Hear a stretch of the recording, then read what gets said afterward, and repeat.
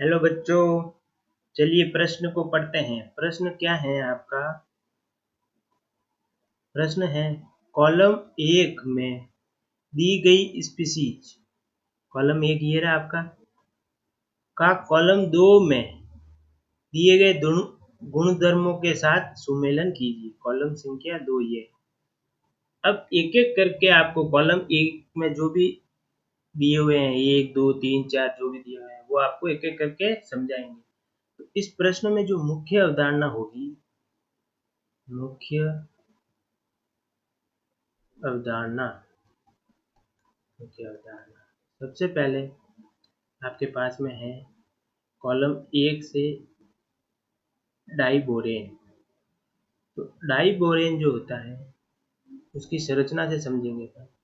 Diborane का जो रासायनिक सूत्र होता है B2H6। तो जो बोरोन होता है वह इस प्रकार से संरचना, हाइड्रोजन से 2 बंध बनाता है और एक हाइड्रोजन से सेतु बंध दूसरे बोरोन परमाणु से बनाता है। और ये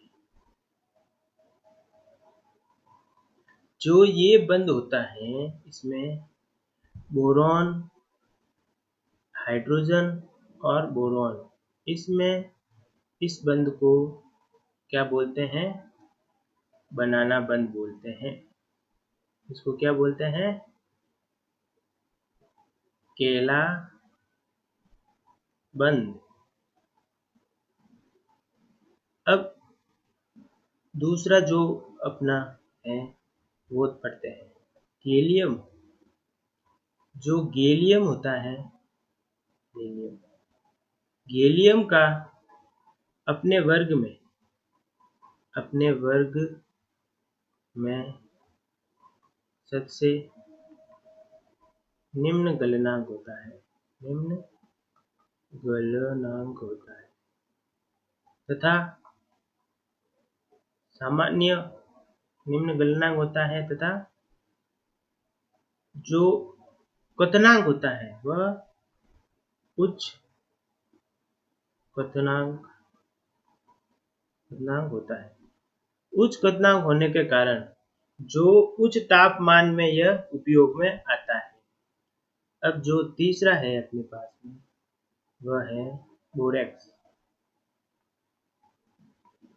बोरेक्स जो होता है, बोरेक्स सामान्यतः जब अपन धातुओं में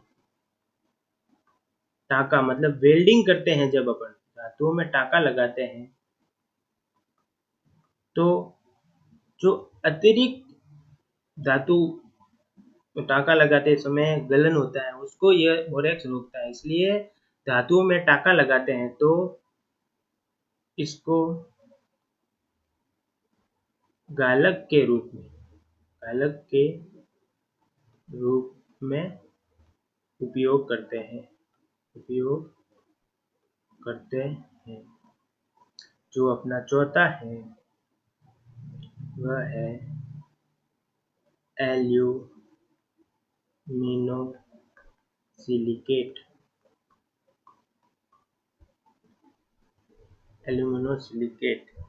जो एल्यूमिनोसिलिकेट होता है, इस पर ऋण आवेश होता है, एक ऋण आवेश होता है।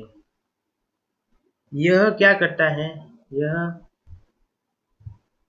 हाइड्रोकार्बन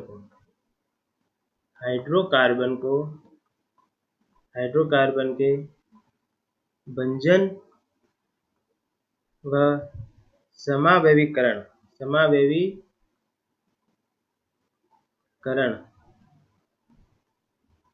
में उत्प्रेरक के रूप में भाग लेता है।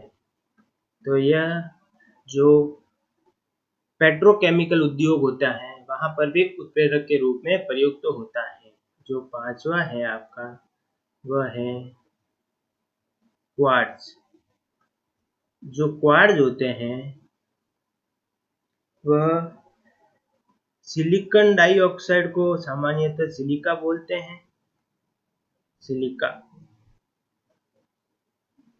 और सिलिका जो होता है वह श्रृंखलानुमा संरचना बनाता है, मतलब जालनुमा संरचना होती है, जालनुमा संरचना। तो फिर वो बनाते हैं, क्रिस्टलीय रूप बनाते हैं, क्रिस्टलीय रूप। जालनुमा संरचना होगी तो वह क्रिस्टलकृत रूप होता है, क्रिस्टलकृत।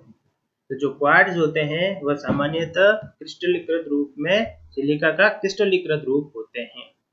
तो इस प्रकार से देखिए, जो कॉलम 1 में आपके दिए हुए हैं उनको कॉलम 2 से मिलाते हैं।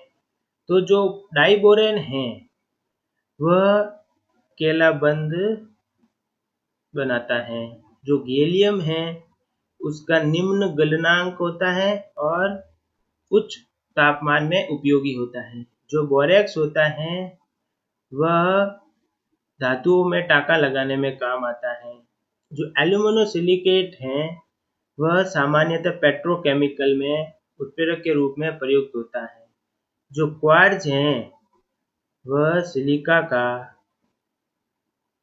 क्रिस्टलीकृत रूप होता है। उम्मीद करता हूँ आपको समझ में आया होगा। धन्यवाद।